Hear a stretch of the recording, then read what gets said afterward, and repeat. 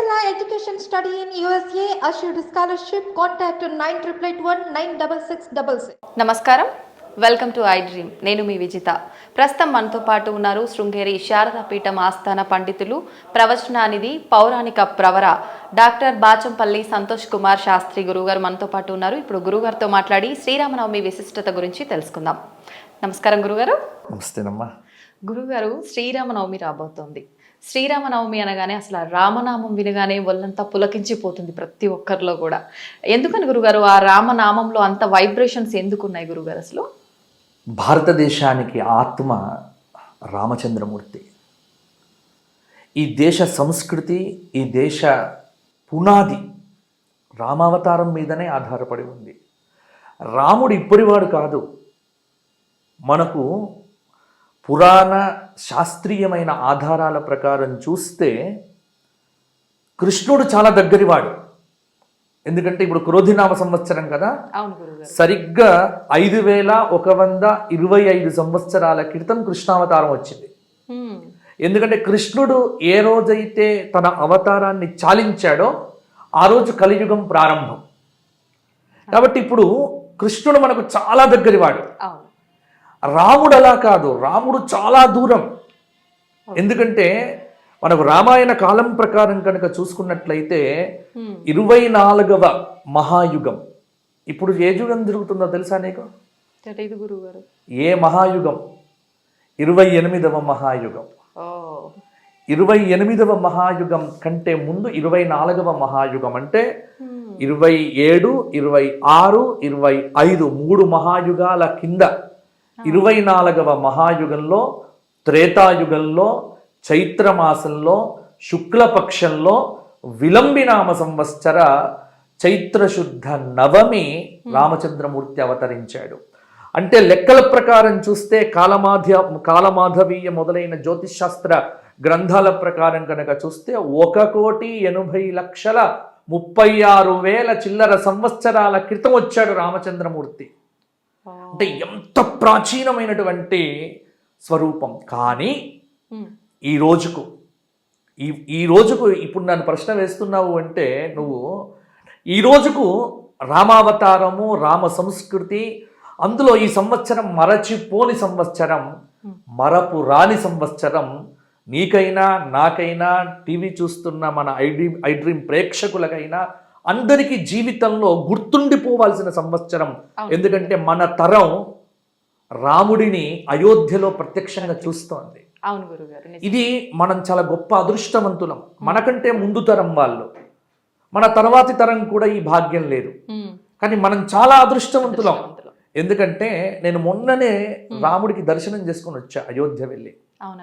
అయోధ్య వెళ్ళి రామ దర్శనం చేసుకున్న తర్వాత ఆ క్షణకాలం లోపల అడుగుపెట్టి రామచంద్రమూర్తిని చూసినప్పుడు నవనీత కోమల శ్యామల మధుర మంజుల సుందర వదనారవింద సౌందర్య దివ్య ఆకార స్ఫూర్తిమంతమైనటువంటి నవకోటి లావణ్య ప్రభా మండిత ఆ బాల శ్రీరామచంద్ర దివ్య ఆనంద స్వరూపాన్ని ఒక క్షణకాలం నేను చూడగానే నా కళ్ళ నుండి అప్రయత్నంగా ఆనంద భాష్పాలు రావటమే కాదు, ఆ క్షణంలో నాకు అనిపించిన భావం ఏమిటి అంటే, రామా ఇక ఇప్పుడు చచ్చిపోయినా పర్వాలే.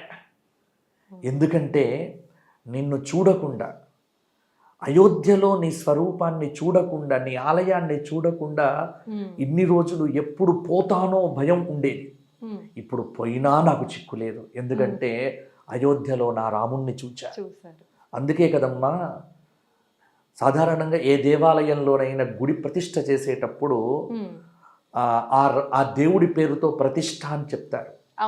కానీ మీరు అయోధ్యలో ఏం పేరు పెట్టారు? శ్రీరామ ప్రాణ ప్రతిష్ఠ అని పేరు. అదే చెప్తున్నాను, ఎందుకని పేరు పెట్టారు అంటే అక్కడ జరిగింది రాముడికి ప్రాణ ప్రతిష్ఠ కాదమ్మా.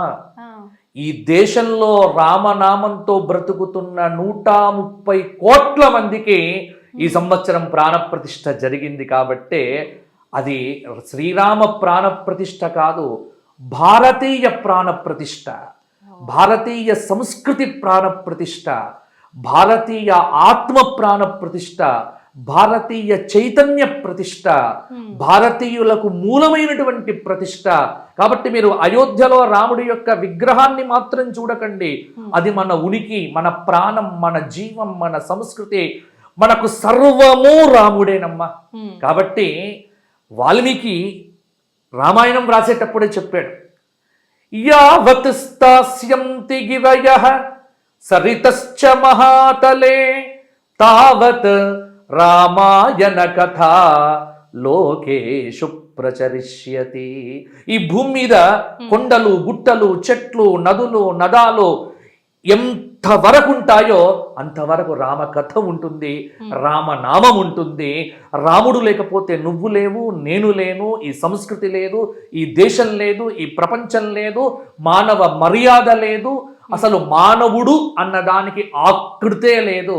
ఈరోజు మానవులుగా పుట్టామన్నా, మానవ సంస్కృతిలో బతుకుతున్నామన్నా, భారతీయ ఉమ్మడి కుటుంబ వ్యవస్థలో అద్భుతంగా జీవిస్తున్నామన్నా, ఒక తల్లికి కొడుకుగా, ఒక అక్కకు సోదరుడిగా, ఒక అన్నకు తమ్ముడిగా, తమ్ముడికి అన్నయ్యగా, రాజుగా, మంత్రిగా, ఆప్తుడిగా, బాంధవుడిగా, దీనజనులందరినీ ఉద్ధరించేటువంటి దీనోద్ధారకుడిగా రాముడిని ఏ కోణంలో నీవు చూస్తే ఆ కోణంలో నీకు కనిపిస్తాడు, దర్శిస్తాడు.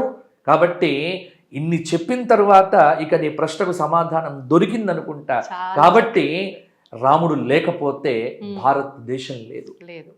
అందుకే కంచర్ల గోపన్న రాసినాడు, మనకు చాలామంది దేవుళ్ళు ఉన్నారమ్మా, కానీ రాముని వంటి దేవుడు ఇంకొక్కడు లేడు. ఎందుకంటే కృష్ణుడు ఉన్నాడు, దేవుడే. కానీ కృష్ణుడు దేవుడు అన్నప్పుడు కొంత దూరంగా చూస్తాం, అమ్మో గురువు అన్నా దేవుడు అన్న కొంత. కానీ రాముడు ఆయన దేవుడిగా తనకు తాను చెప్పలే, తనకు తాను ప్రకటించుకున్నాడేమని, ఆత్మానం మానుషం మన్యే రామం దశరథాత్మజం. ఎవ్వరడిగినా రామచంద్రమూర్తిని నేను మనుష్యుణ్ణి, నేను దశరథు కొడుకుని. కాబట్టి ఇక్కడ చెప్పమ్మా, ఒక మనిషికి ఎంత శక్తి ఉందో దేవుడి కంటే కూడా శక్తిమంతుడమ్మా మనుష్యుడు.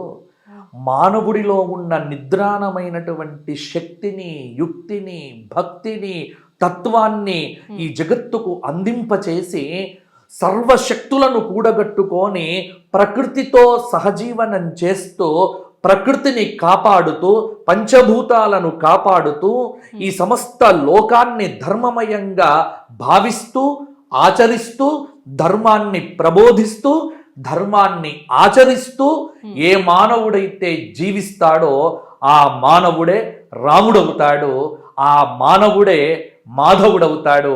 కాబట్టి మానవుడు మాధవుడు కావటం ఎలా అంటే, ముందు మానవుడు రాముడు కావాలి, రాముడు మాధవుడు కావాలి, మాధవుడు భగవంతుడు. కాబట్టి మానవుడికి మాధవుడికి మధ్య ఉన్నటువంటి వ్యత్యాసాన్ని పోగొట్టి నువ్వు రాముడిలాగా బ్రతుకు, నువ్వు మాధవుడివి అవుతావు. కాబట్టి బ్రతుకులో గొప్పదనాన్ని, ముఖ్యంగా చాలా మంది ఏం చేస్తారంటే రాముణ్ణి ఎందుకు ఆదర్శంగా తీసుకోవాలి అంటే, ఇప్పుడు సుఖాలు ఉన్నప్పుడు ప్రతివాడు నీతి వాక్యాలు చెప్తాడు, ధర్మం గురించి చెప్తాడు. తర్వాత ప్రతివాడు ఏసీ కింద కూర్చొని భక్తిని, ధర్మాన్ని చెప్పటం పెద్ద గొప్ప విషయం కాదు. ధర్మాన్ని చెప్పడం కంటే ధర్మాన్ని ఆచరించడం చాలా ముఖ్యమైనటువంటిది. అందుకే కృష్ణుడికి రాముడికి తేడా ఏంటి అంటే, రాముడు ఆచరించి చూపాడు, కృష్ణుడు చెప్పి చూపాడు. అందుకే పెద్దలు అనాదిగా మా తాతగారు చెప్తూ ఉండేవారు ఏమిటి అంటే, రాముడు చేసింది చెయ్యండిరా, కృష్ణుడు చెప్పింది వినండిరా. కృష్ణుడు చేసింది చెయ్యకూడదు, కృష్ణుడు చేసింది చేసామంటే ఇంకేమైనా ఉందా? ఎందుకంటే ఎక్కడ పుట్టకూడదు అక్కడ పుట్టాడు మహానుభావుడు, జైలు పుట్టాడు. తరువాత పాములతో ఆడుకున్నాడు, ఆ పూతనను 10 రోజులకే లేపేశాడు. కాబట్టి ఆయన చేసినవన్నీ కూడా మానవాతీతమైన పనులు.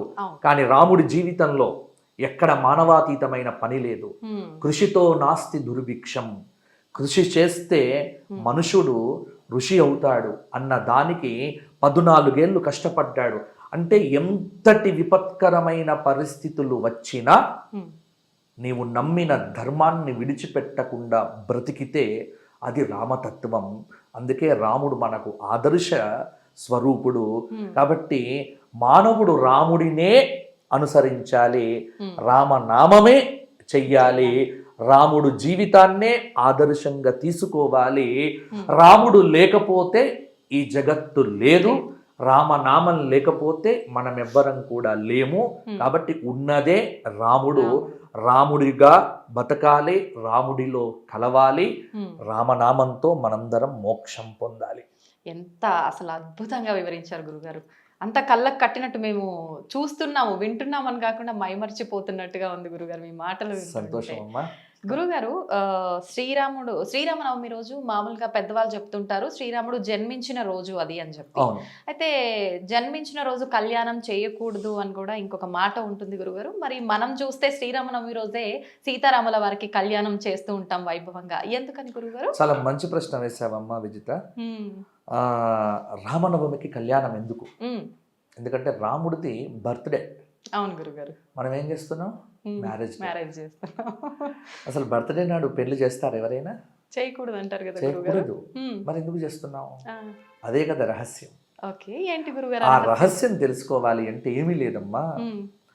ఇప్పుడు సినిమాలలో కానీ టీవీ సీరియళ్ళల్లో కానీ నేను చూస్తూ ఉంటా, ఎవడైనా రచయిత ఏదైనా మాట మాట్లాడితే కొంత కమ్యూనిజం భావం కలిగినటువంటి వాడు ఫస్ట్ విమర్శించేది రాముణ్ణి, రాముడి పాత్రను, సీతమ్మను, అంటే చాలా అలవోగ్గా విమర్శిస్తారు.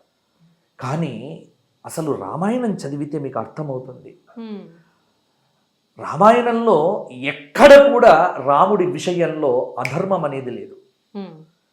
రాముడి మీద క్వశ్చన్ వేసేటువంటి వాడు.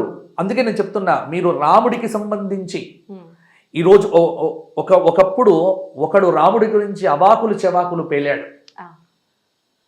నేను అనుకున్నాను, రాముడి గురించి మనమేదో గతి తప్పి దారి తప్పి మాట్లాడితే మనం శిక్షించాల్సిన పనిలే. నేచర్ ఆల్వేస్ దేర్, చూస్తోంది, ప్రకృతి చూస్తోంది. రాముణ్ణి గురించి నీవు తిట్టినా, రాముడి గురించి నీవు నీచంగా మాట్లాడినా, రాముడి గురించి ఏమాత్రం తక్కువ చేసి మాట్లాడినా నువ్వు కాదు, మనుషులు కాదు, ముందు ప్రకృతి ఒప్పుకోదు. ప్రకృతి నిన్ను లేపేస్తుంది. కాబట్టి జాగ్రత్త పడాలి. రాముడు అంటే ప్రకృతి స్వరూపుడు. ఎందుకంటే రాముడు పుట్టింది చైత్రశుద్ధ నవమి. అక్కడ రామాయణంలో వర్ణిస్తారు, గ్రహేషు కర్కటే లగ్నే వాక్పతౌ ఇందునా సహ ప్రోద్యమానం జగన్నాథం సర్వలోక నమస్కృతం తతశ్చద్వాదశే మాసే చైత్రే నవమికే తిథౌ.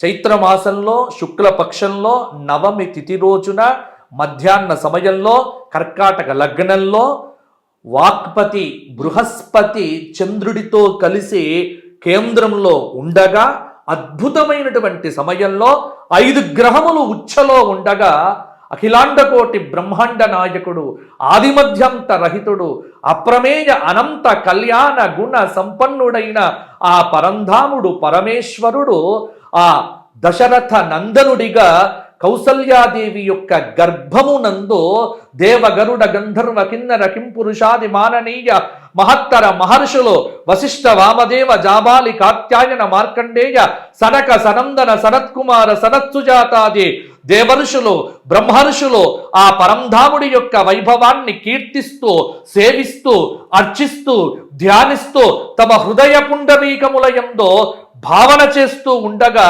ఆ పరంధాముడు పరమేశ్వరుడు నిర్గుణ నిర్వికార పరబ్రహ్మ సగుణ సాకార సుందర స్వరూపంతో ఈ లోకములన్నింటినీ పరమపావనం చెయ్యటానికి చైత్రశుద్ధ నవమి రోజు పునర్వసు నక్షత్రంలో మధ్యాహ్నం నాడు అవతరించాడు.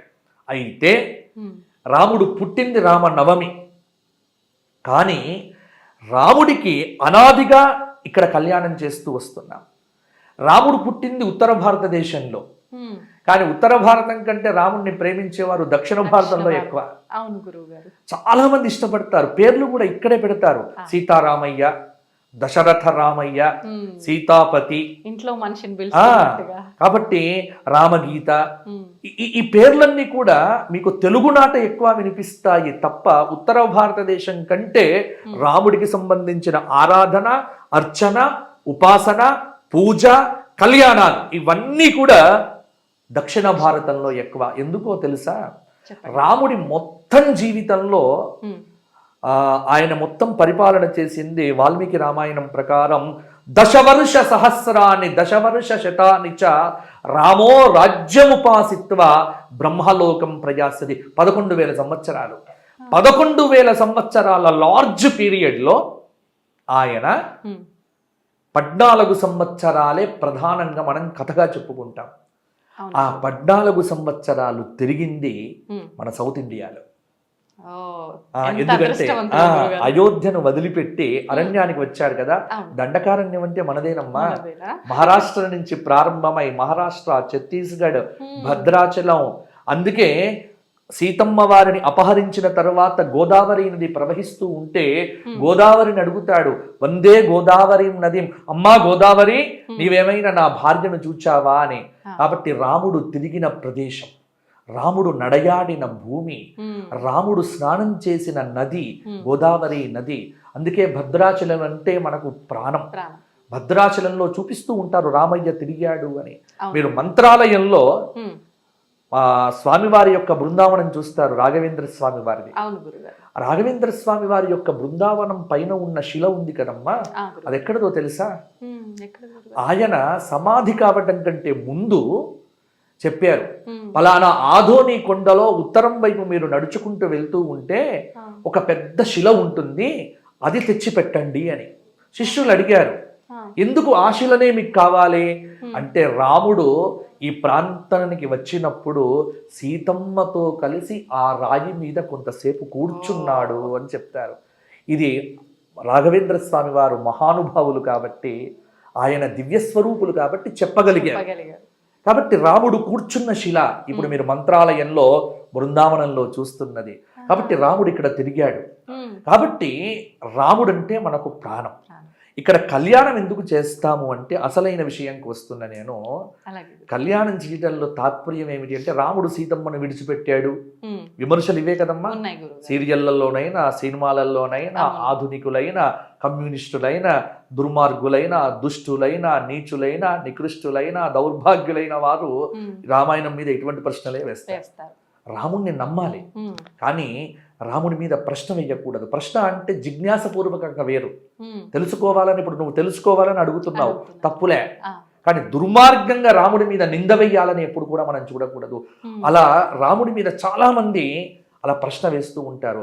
రాముడు సీతమ్మను విడిచిపెట్టాడు. అసలు సీతమ్మను ఎప్పుడూ రామచంద్రమూర్తి విడిచిపెట్టలే. సీతారాముల దాంపత్యమే ఈ లోకానికి ఆదర్శవంతమైన దాంపత్యము. ఎందుకోసమో చెప్తున్నాను విను. అసలు రాముడు నవమి రోజు పుట్టినాడు కదా. వాల్మీకి రామాయణం ప్రకారం కళ్యాణం ఎక్కడ జరిగింది అంటే ఉత్తర ఫల్గుని నక్షత్రంలో కళ్యాణం జరిగింది.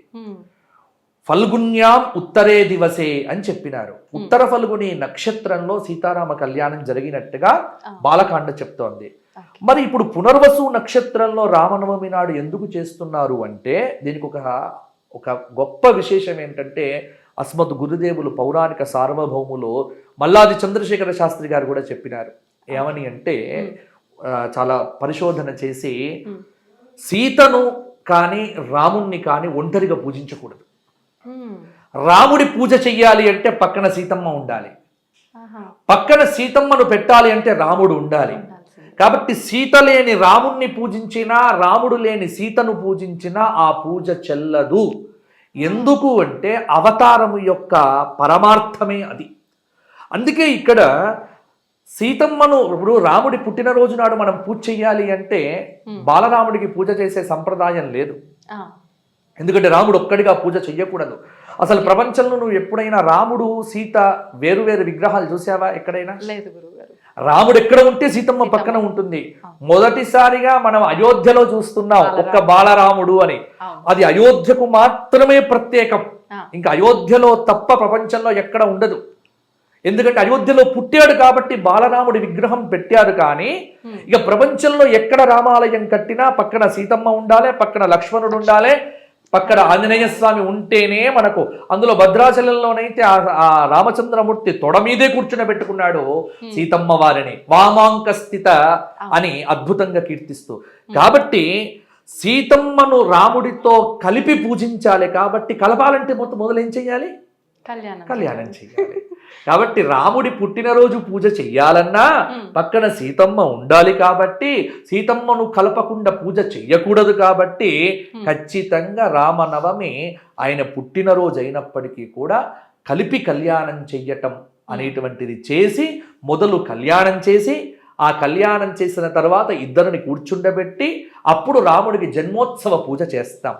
కాబట్టి సీతారాములను కలిపి పూజించే సంప్రదాయం. అందుకే మీకు సుందరకాండలో కూడా ఒక చిన్న దృష్టాంతం చెప్తా, దీనికి బలవత్తరమైనటువంటి ఆధారంగా చెప్తున్నా. రాముణ్ణి సీతమ్మను విడిచిపెట్టి రాముడికి మాత్రమే దండం పెట్టాడు ఆంజనేయ స్వామి ఆ సముద్ర లంఘనం చేసేటప్పుడు. అది చాలాసేపు దొరకలే సీతమ్మ వారు. చాలా వెతికి వెతికి వెతికి ఆయన ఇంకా అప్పుడు ఆయనకు బుద్ధిమంతుడు కదా హనుమంతుడు, అప్పుడు ఆయనకు ఆలోచన కలిగింది. వెంటనే అనుకున్నట్ట, అమ్మో సీతమ్మను లేకుండా రాముడికి మాత్రమే నమస్కారం చేశా అని గ్రహించిన హనుమంతుడు నమోస్తు రామాయ సలక్ష్మణాయ దేవ్యై చ తస్యై జనకాత్మజాయై నమోస్తు రుద్రేంద్ర యమానిలేభ్యః నమోస్తు చంద్రార్కమరుద్గణేభ్యః. సీతమ్మతో కలిసిన రామచంద్రమూర్తికి నమస్కారము అని ఎప్పుడైతే మతిమంతుడు బుద్ధిమంతుడు హనుమంతుడు జగన్మాత భూజాత సకల సద్గుణోపేత సీతామాతను కూడా స్మరించి రామచంద్రమూర్తి యొక్క పాదాబ్జములను తన హృత్పుండరీకమునందు ధ్యానించినాడో కళ్ళు తెరిస్తే అప్పటిదాకా వెతకని అశోకవనం కనిపించింది. ఇది మనం హనుమంతుడి యొక్క జీవితంలో దృష్టాంతం. కాబట్టి సీతారాములను కలిపి పూజించాలి.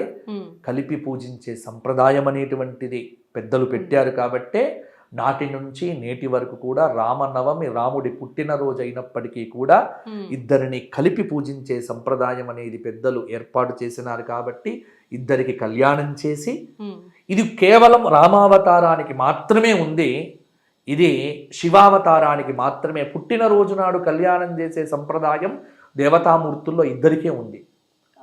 ఒకరు పార్వతీ పరమేశ్వరులు. శివరాత్రి నాడు ఆయన ఎప్పుడు పుడతాడు? అర్ధరాత్రి పుడతాడు కదా శివలింగ రూపంలో. పుట్టగానే శ్రీశైలంలో కళ్యాణం చేస్తాడు. ఎందుకంటే శంకరుడికి భార్య లేకుంటే కష్టం. అలాగే రాముడికి భార్య పక్కన పెట్టకపోతే కష్టం. కృష్ణుడికి ఈ నియమాలు ఇవేవీ లేవు. ఆయనకు ఏ భార్యను పెట్టాలో మనకు కష్టం. కాబట్టి కృష్ణుడికి పక్కన సత్యభామను పెట్టాలా, జాంబవతిని పెట్టాలా, రుక్మిణిని పెట్టాలా, మనకు డౌట్లు వస్తాయి. అందుకే ఆయన పక్కన ఎవరిని పెట్టకుండా మురళీకృష్ణుడిగా, గోపాలకృష్ణుడిగా, గోవర్ధనధారిగా ఒక్కరిని పెట్టి పూజిస్తాం. కానీ రాముణ్ణి ఒక్కరిని పెట్టి పూజించే సంప్రదాయము లేదు, ఆరాధన లేదు.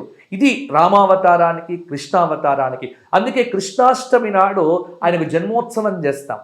కృష్ణాష్టమి రోజున వెన్న తినిపిస్తాం, కానీ కళ్యాణాలు లేవు.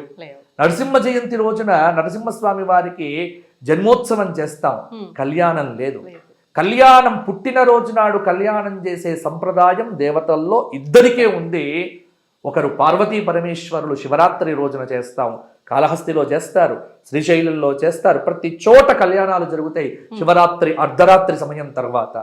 అలాగే రామనవమి రోజున రాముడికి కళ్యాణం చేస్తాము. ఈ లోకంలో దాంపత్య ధర్మానికి ప్రతీక రెండే జంటలమ్మ. పెద్దవారైతే షష్ఠి పూర్తి చేసుకుంటే ఏమంటారు వాళ్ళను? మనం పార్వతీ పరమేశ్వరులాగా ఉన్నారు అంటాం. కొత్తగా పెళ్లి చేసుకున్న జంటను చూసి ఏమంటాం? సీతారాములాగా ఉన్నారు అంటాం. అంతే, రెండే పోలికలు ప్రపంచంలో, ఇంకో మూడో పోలిక లేదు. వారు షష్ఠి పూర్తి చేసుకొని పెద్ద దంపతులైతే ఆది దంపతులు పార్వతీ పరమేశ్వరులు, పెళ్లి చేసుకొని నవదంపతులైతే సీతారాములు అంటాం. ఎప్పుడైనా శ్రీకృష్ణుడు రుక్మిణి అన్నారా? అంటే మగవాన్ని అనుమానిస్తారు. కాబట్టి కృష్ణుడితో పోలిక లేదు, రాముడితోనే పోలిక. కాబట్టి దాంపత్య ధర్మానికి ప్రతీకగా మనకు కూడా భద్రాచలంలో కళ్యాణం జరిగితేనే, ఇప్పుడు జ్యోతిష్ శాస్త్రంలో కూడా మేము పంచాంగం రాసేటప్పుడు ముహూర్తాలు పెట్టాం. చైత్రశుద్ధ పాడ్యమి నుండి చైత్రశుద్ధ నవమి వరకు పెళ్లి ముహూర్తాలు పెట్టాం. ఎందుకు అంటే భద్రాచలంలో సీతారామ కళ్యాణం కావాలి, ఆ కళ్యాణ తలంబ్రాలు అందరూ తీసుకోవాలి. అప్పుడే ఆంధ్ర తెలుగు రాష్ట్రాల్లో కళ్యాణాలు జరగాలి. నాటి నుంచి నేటి దాకా ఇది సంప్రదాయం. కాబట్టి చైత్రమాసంలో ఉగాది కాగానే ఎవడైనా పెళ్లి చేశాడు అనుకోండి, తప్పు. రామనవమి దాకా పెళ్లి చేయటానికి వీల్లేదు. రాముడికి తలంబ్రాలు పోసి ఆ తలంబ్రాలను ప్రసాదంగా తెచ్చుకొని మన తలంబ్రాల్లో కలిసి ఆ తలంబ్రాలు పోసుకుంటే సీతారాముల్లాగా ఆనందంగా ఉంటారు అనే ఒక సంప్రదాయాన్ని మనకి ఇచ్చినటువంటి సంస్కృతి రామాయణ సంస్కృతి. కాబట్టి రామనవమి నాడు పెళ్ళెందుకు అంటే ఇందుకోసం. ఇన్ని విశేషాలు ఉన్నాయి. కాబట్టి ప్రతి చోట కళ్యాణాలు చెయ్యాలి. కళ్యాణ అక్షతలు కొన్ని గుప్పిట్లో తీసుకోవాలి. మన ఇంట్లో పెళ్లి జరిగే రోజున ఆ తలంబ్రాలలో ఇవి కలపాలి. అప్పుడు కళ్యాణం జరిగితే వారు బాగుంటారు. ఇది మన పెద్దలు మనకిచ్చిన అపురూపమైనటువంటి ఆచారం. ఇది భారతీయ సంప్రదాయం. ఇది రామాయణ సారం. గురుగారు, శ్రీరామనవమి అనగానే కళ్యాణం ఒక ఎత్తు అయితే ఆ తలంబ్రాలు ఇంకొక ఎత్తు. చాలా విశిష్టత ఉంది అని పెద్దవాళ్ళు చెప్తుంటారు. కానీ అసలు ఏంటి ఆ విశిష్టత అనేది ఎవరికి క్లారిటీగా తెలియదు గురుగారు, మీ మాటల్లో. అవునమ్మా. జానక్యా కమలామలాంజలి పుటే యాఫ్ పద్మరాగాయితాహ న్యస్తా శ్యామల కాయక అని ఈ అద్భుతమైనటువంటి శ్లోకం ఒకటి ఉంది. ఎవ్వరి పెళ్లి జరిగినా ఈ శ్లోకం చెప్పి అక్షతలు వేస్తారు. ఇది భద్రాచలంలో వస్తున్న ఆచారం. భద్రాచలంలో ఉన్నటువంటి రాముడిని రామచంద్రుడు అని పిలుస్తారు. చల్లని వాడు, చెది ఆహ్లాదే. తరతరాలుగా భద్రాచలంలో ఆయన శంఖచక్రములతో వచ్చినప్పటికీ కూడా ఆయన నారాయణుడే, సందేహం ఏం లేదు. నారాయణుడే రాముడు, దానిలో ఎవ్వరికీ సందేహం లేదు. కానీ ఈ అవతారం యొక్క ప్రత్యేకత ఏమిటి అంటే నారాయణుడు రాముడిగా వచ్చాడు. రామావతారంలో భగవతత్వాన్ని ప్రతిపాదన చేయడం కంటే కూడా రాముడు మానవతత్వాన్ని ప్రతిపాదన చేయటానికే వచ్చాడు. కాబట్టి రాముడికి వేరే పేర్లేవి అవసరంలే. రామచంద్రుడు ఇది అనాదిగా మనం పిలుస్తున్నటువంటి పేరు. అందుకే భద్రాచలంలో మిగతా పేర్లతో ఈ మధ్య పిలిచే కొత్త సంప్రదాయాలకు దారి మొదలైంది. కానీ అనాదిగా తెలుగు వారందరూ పిలిచేటువంటి పిలుపు రామచంద్రుడు. రామాయ రామభద్రాయ రామచంద్రాయ వేధసే రఘునాథాయ నాథాయ సీతాయాః పతయే నమః. భద్రాచలంలో ఉన్న తలంబ్రాలకు ఒక ప్రత్యేకత ఉందమ్మా. ఎందుకంటే ప్రాచీన కాలం నుంచి ఈ రోజు దాకా భద్రాచలంలో కళ్యాణం జరిగిన తరువాతనే ఉభయ తెలుగు రాష్ట్రాల్లో ఉన్న వారందరూ కూడా ఆ తలంబ్రాలను తెచ్చుకొని మన ఇంట్లో కలుపుకొని, ఒకవేళ ఇంట్లో పెళ్ళుంటే పెళ్లి తలంబ్రాలలో కలుపుకోవాలి, లేకపోతే కొన్ని తలంబ్రాలు తెచ్చుకొని మన బీరువాలో చక్కగా పెట్టుకోవాలి. దాని ద్వారా ధనధాన్యములు వృద్ధి అవుతాయి అని మనకు చాలా పెద్ద ఆచారం. ఇక్కడ భద్రాచలంలో ఉన్న తలంబ్రాలను అన్ని తలంబ్రాలతో పిలువద్దు. భద్రాచల తలంబ్రాలను గోటి తలంబ్రాలు అంటారు. ఇది ఒక్క భద్రాచలంకు మాత్రమే ప్రత్యేకం. మిగతా అన్ని చోట్ల పసుపుతో తలంబ్రాలు చేస్తారు. భద్రాచలంలో కుంకుమతో తలంబ్రాలు ఎర్రగా ఉంటాయి, మీరు చూడండి. కాబట్టి భద్రాచల తలంబ్రాలు ఏమిటి అంటే ఆ పంట వేసేటప్పుడు కూడా రామావతారంలో, కృష్ణావతారంలో, లేకపోతే హనుమంతుడి యొక్క స్వరూపంతో రైతులు వేషాలు వేసుకుంటారు. వేసుకొని విత్తనాలు చల్లేటప్పుడు కూడా రామావతారంలో ఉన్నటువంటి వేషాలు వేసుకొని విత్తనాలు చల్లి, కోసేటప్పుడు కూడా రామావతారంలో ఉన్న వేషాలతోనే పంట కోతను చేసి వాటిని మిషన్లో ఆడించరు. గోటితో ఒక్కొక్క బియ్యపు గింజను తీసి చేస్తారు.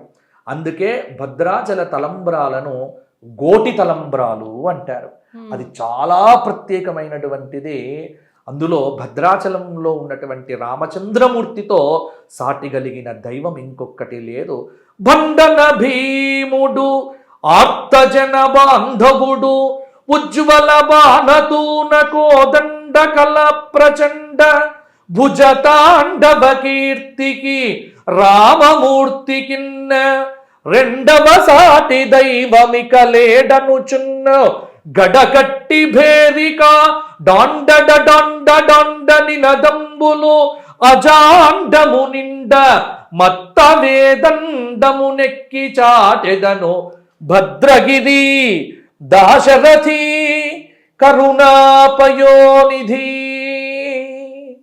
ఎంత అద్భుతంగా చెప్పాడమ్మా అద్భుతంగా ఉంది గురుగారు. కచ్చర్ల గోపన్న. రాముని వంటి దైవం ఇంకొకటి లేదు లేదు లేదు. ఎందుకంటే మనందరికీ ఆదర్శం ఆయనే. కాబట్టి ఈ కళ్యాణానికి రాముడి తలంబరాలు తెచ్చుకోండి. మీ వీధుల్లో జరిగిన, మీ గుళ్ళల్లో జరిగిన, మీ ప్రాంతంలో జరిగిన భద్రాచల కళ్యాణంగానే భావన చేస్తూ ఆ తలంబరాలను తెచ్చుకొని మీ శిరస్సు మీద వేసుకొని, కొన్ని తలంబరాలు మీ ఇంట్లో పెట్టుకొని, ఏదైనా ముఖ్యమైన పనుల మీద బయటికి వెళ్ళినప్పుడు ఆ 2 గింజలు తీసి శిరస్సు మీద పెట్టుకొని రామనామ స్మరణ చేసి బయటికి వెళ్తే రామజయం, శ్రీరామ కార్య జయం కలుగుతుంది. రామనామం పట్టుకొని ఆంజనేయ స్వామి 100 యోజనాలు లంఘించి కార్యసిద్ధిని పొందాడు. రామనామంతో, రాముడి తలంబ్రాలతో చక్కగా మనకు కూడా విజయాలు కలుగుతాయి. విజయాలను కలిగించే తలంబ్రాలే సీతారామ కళ్యాణ తలంబ్రాలు. అందుకే ఆ తలంబ్రాలకు అంత ప్రాధాన్యం ఉంది. నిజంగా మీరు అన్నారు కంచర్ల గోపన్న గారు ఎంత చక్కగా సెలవిచ్చారు తల్లి అని చెప్పి. వారు చెప్పారు అని వినటమే కానీ మేము మీ మాటల్లో వింటుంటే అసలు ఎంత అద్భుతంగా మైమరిచిపోతున్నాం గురువుగారు. అసలు అట్లా వింటూనే ఉండాలనిపిస్తోంది. కాబట్టి భద్రాచల రామచంద్రమూర్తిని దర్శించండి, అయోధ్యలో ఉన్న బాలరాముడిని దర్శించుకోండి. ఈ సంవత్సరం అందరూ వైభవంగా చేయండి మీ మీ ప్రాంతాల్లో కళ్యాణాలు. కళ్యాణం అంటే ప్రతి చోట హనుమాన్ చాలీసా పారాయణములు చేస్తూ మీ ఇంటి మీద రామధ్వజాలు ఎగరవేయండి. ఈ సంవత్సరం క్రోధినామ సంవత్సరం కాదు, శ్రీరామ కళ్యాణ సంవత్సరం అని భావన చేయండి. తప్పకుండా గురుగారు, చాలా మంచి విషయాలు తెలియజేస్తారు గురుగారు. ధన్యవాదాలు. జై శ్రీరామ్. జై శ్రీరామ్.